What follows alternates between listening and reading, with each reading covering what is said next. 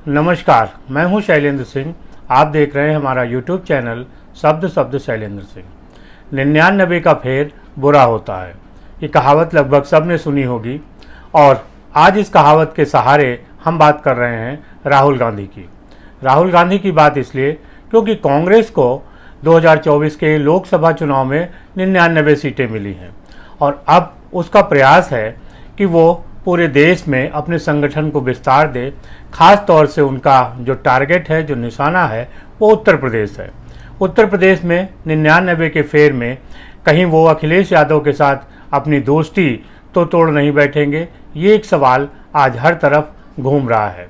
अखिलेश यादव ने 2 दिन पहले सोशल मीडिया एक्स चैनल पर एक ट्वीट किया था जिसमें उन्होंने एक शायरी की। उसके बाद तमाम लोग जो उनके प्रशंसक हैं, आलोचक हैं, उन सब ने ये अंदाज़ा लगाना शुरू किया कि आखिर इस शायरी का मतलब क्या है। शायरी का मतलब लोगों ने 2 तरीके का निकाला। कुछ लोग जो अखिलेश और राहुल का बचाव करना चाहते थे, उन्होंने इस शायरी का मतलब मोहन भागवत और मुख्यमंत्री योगी आदित्यनाथ की मुलाकात से निकाला। सवाल ये उठता है कि अगर बात मोहन भागवत और योगी आदित्यनाथ के मुलाकात की थी तो फिर अखिलेश यादव को लिखने की क्या ज़रूरत थी। उसमें अखिलेश यादव कहीं से भी पात्र नहीं थे। दूसरे लोगों का कहना था कि चूँकि राहुल गांधी धन्यवाद प्रस्ताव के लिए रायबरेली आए थे, रायबरेली की जनता से मिले, उन्होंने जीत के लिए जनता को धन्यवाद दिया, लेकिन वो अखिलेश यादव से मिलने नहीं आए। कहा जा रहा है कि कांग्रेस को जो सफलता मिली है उसमें समाजवादी पार्टी का बड़ा हाथ है और इस कारण से अखिलेश यादव को ये बात कहीं दिल पे लगी जिसको उन्होंने अपने शायरी के जरिए उजागर किया। अखिलेश यादव के साथ ये दोस्ती कब तक चलेगी ये तो भविष्य की बात है, लेकिन जिस तरीके से उत्तर प्रदेश में कांग्रेस अपना विस्तार करना चाहती है उसका प्रभाव केवल समाजवादी पार्टी पर ही नहीं पड़ेगा, बहुजन समाज पार्टी पर भी पड़ेगा। दरअसल कांग्रेस एक उस जमींदार की तरह है, जमीन का बड़ा हिस्सा समाजवादी पार्टी और बहुजन समाज पार्टी के पास है। कांग्रेस का जो दलित वोट था वो बहुजन समाज पार्टी के हिस्से में था और मुस्लिम और अति पिछड़ा ये जो वर्ग है ये समाजवादी के पास है।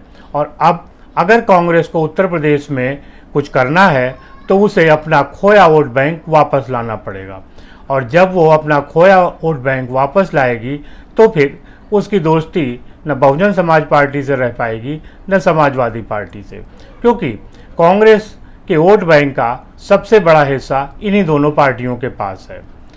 कांग्रेस को 2024 के लोकसभा चुनाव के पहले उत्तर प्रदेश में जो बड़ी सफलता मिली थी वो 2009 की थी। 2009 के लोकसभा चुनाव में कांग्रेस को लोकसभा की 21 सीटें मिली थी।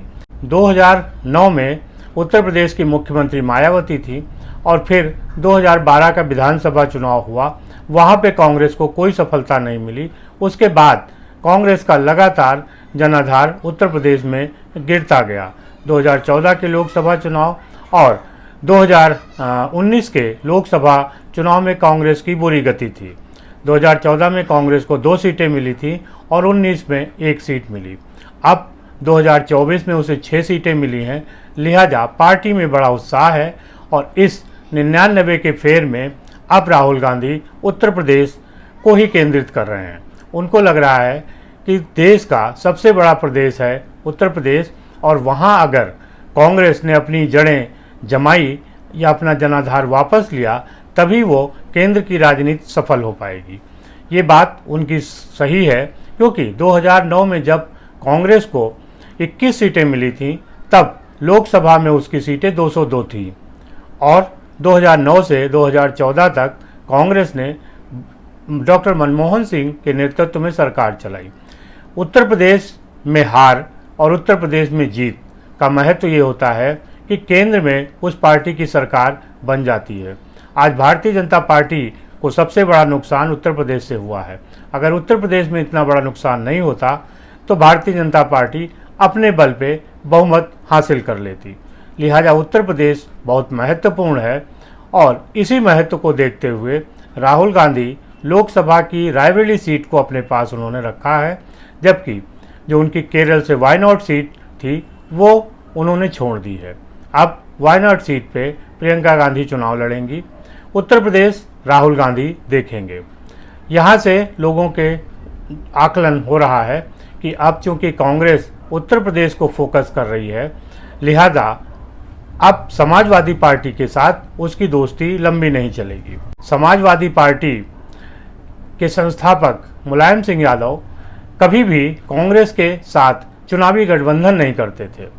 उन्होंने 2004 से लेकर 2014 तक कांग्रेस को सरकार से बाहर रह के समर्थन दिया, लेकिन कभी कांग्रेस के साथ चुनाव नहीं लड़े। 2017 का चुनाव जब अखिलेश यादव और राहुल गांधी ने विधानसभा का एक साथ मिलकर लड़ा था, उस समय भी मुलायम सिंह यादव इस पक्ष में नहीं थे, लेकिन चूंकि पार्टी के फैसले अखिलेश यादव कर रहे थे, इस समय अखिलेश और राहुल गांधी मिलकर चुनाव लड़े। मुलायम सिंह यादव का यह सोचना था कि जब भी कांग्रेस मजबूत होगी तब मुसलमान कांग्रेस की तरफ जाएगा और दलित भी वहां जा सकता है। इसके साथ ही साथ जो दूसरा पिछड़ा वर्ग, अति पिछड़ा वर्ग है, ये भी कांग्रेस के साथ जा सकते हैं। इनमें सबसे बड़ा नुकसान मुसलमान के इधर से उधर होने से होता है। मुलायम सिंह यादव ने समाजवादी पार्टी बनाई, उसके बाद से उन्होंने कांग्रेस से दूरी बनाई। कई मौक़ों पे कांग्रेस को उन्होंने समर्थन जरूर दिया, लेकिन वो कभी कांग्रेस के साथ चुनावी गठबंधन नहीं किया, न उनकी सरकार में शामिल हुए, क्योंकि उन्हें लग रहा था कि एक बार अगर कांग्रेस के जाल में वो फंस गए तो फिर उनकी पार्टी का जनाधार नहीं बचेगा।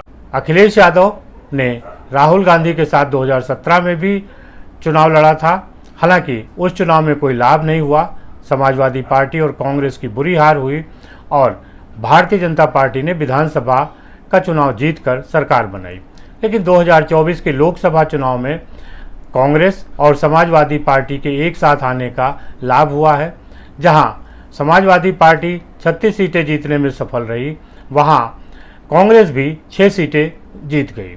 ऐसे में ये साफ है कि कांग्रेस और समाजवादी पार्टी एक साथ लड़ेंगी तो फ़ायदा हो सकता है।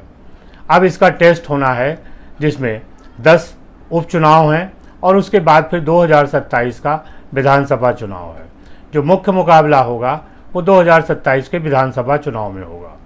अभी तक जिस तरीके से कांग्रेस की रणनीति है, उससे ये साफ नहीं हो रहा है सभा के उपचुनाव और 2027 का विधानसभा चुनाव कांग्रेस और समाजवादी पार्टी एक साथ मिलकर लड़ेंगे या अलग अलग लड़ेंगे, इस बारे में अभी कहा नहीं जा सकता।